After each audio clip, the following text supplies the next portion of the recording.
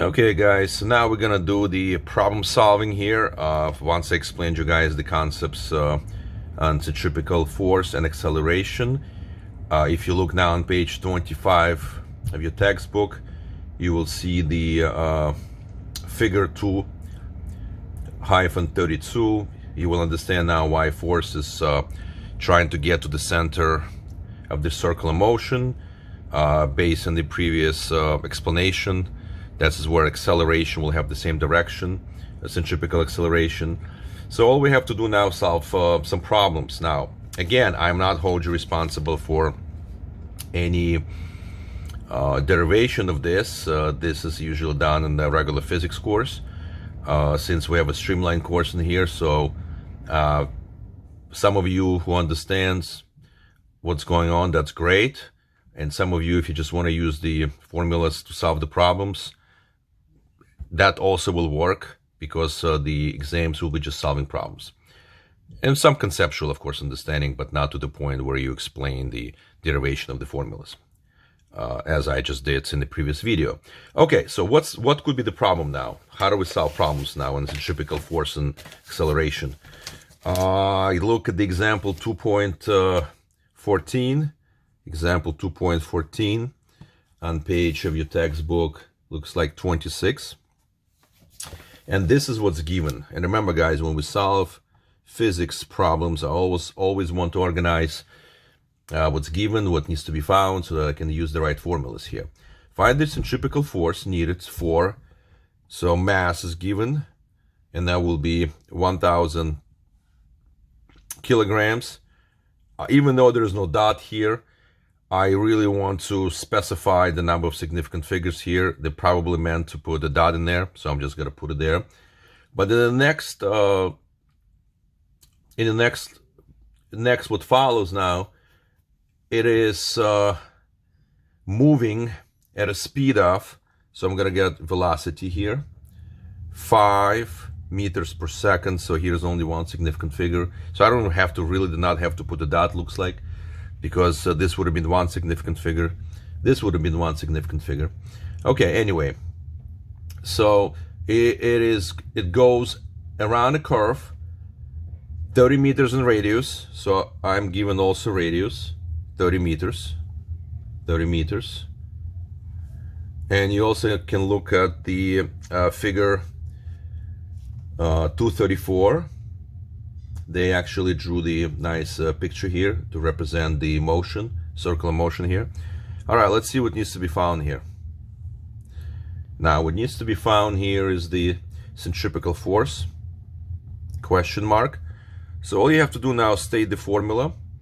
And if you remember, guys, the formula for centripetal force, which I will give you guys in the exam, you don't have to derive it like I did it, over R.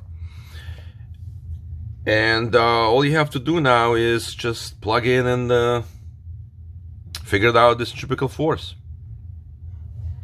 So I'm going to plug everything in right now. Mass is 1,000 kilograms times, now velocity will be 5 meters per second squared, and then divided by 30 meters. So this looks like the final unit will be kilogram times, let me see, times, just want to make sure I do everything right in here. So that will be meter square over second. Don't forget there's another meter here coming from here. And then you flip, when you do the division, this will be divided by this m. So you will have the kilogram times, this square is supposed to be kilograms times meter over second square, which is nothing else as a Newton. So my unit here will be Newton. And let me calculate how many newtons. Now, the usual problem here with this textbook is that they always mess up the significant figures here. But I can see now the answer here is 833. But this answer has 3 significant figures. From what they give us here, this is one significant figure, this is one significant figure, this is one significant figure. So what I'll do is I'll express my answer the correct way. I'm going to use one significant figure here. So I'm going to do 5 squared times 5, 25 times 1000. Could have done this just in my head, but I just want to show you the process of calculations here. And then divided by 30. Okay, so I got 833, which this is exactly what they state in the textbook. The problem with this number, it has 3 significant figures, but in the reality it should be only 1 significant figure, so that should be the final answer. Now the next question could be, what is the centripetal acceleration? And it's not part of this problem, but remember guys, we did derive centripetal acceleration, guys, in the previous video. And so the A sub c is equal to v squared over r. And you can pretty much find out this way. Another way you could have found out this one is f sub c is equal to m times a sub c.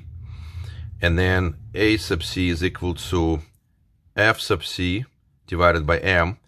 And I want to use it this way because we know this is the formula we can plug in straight and just find out. But I want to use it based on the force, centripetal force we found in this problem to solve for a sub c. And we can do both ways, so I'll do it both ways. We should get the same answer. So f sub c, I'm going to use here 800 newtons divided by the mass, which is 1000 kilograms. And again, newton is nothing else as the kilogram times meter over second square. So kilograms and kilograms cancel out.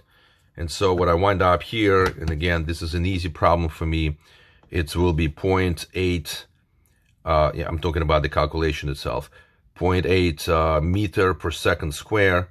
Again, this is only 1 significant figure. That's exactly what they give me, these digits, these numbers to 1 significant figure.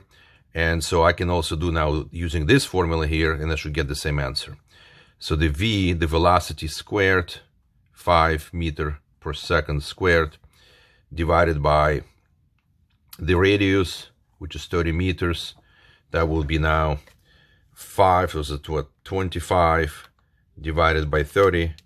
And I got 0.8333, which is 1 significant figure, will be the same answer as here, meters per second square. And that's how you can solve these centripetal motion problems when you need to find the centripetal force or centripetal acceleration. You can use different formulas here.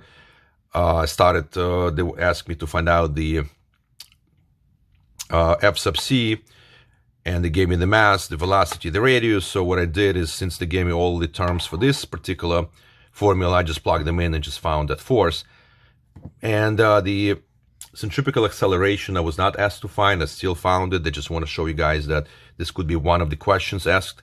So you can just use either one of the formulas. You can use second law of Newton formula here. Since you already know the force, centripetal force, and you know the mass, you can just plug in and just find out what it is. And I just did it here. Or you can use the equation, which I will give you in the exam, the centripetal acceleration, just v squared over r, and also do the same thing. You guys are going to get the same answer.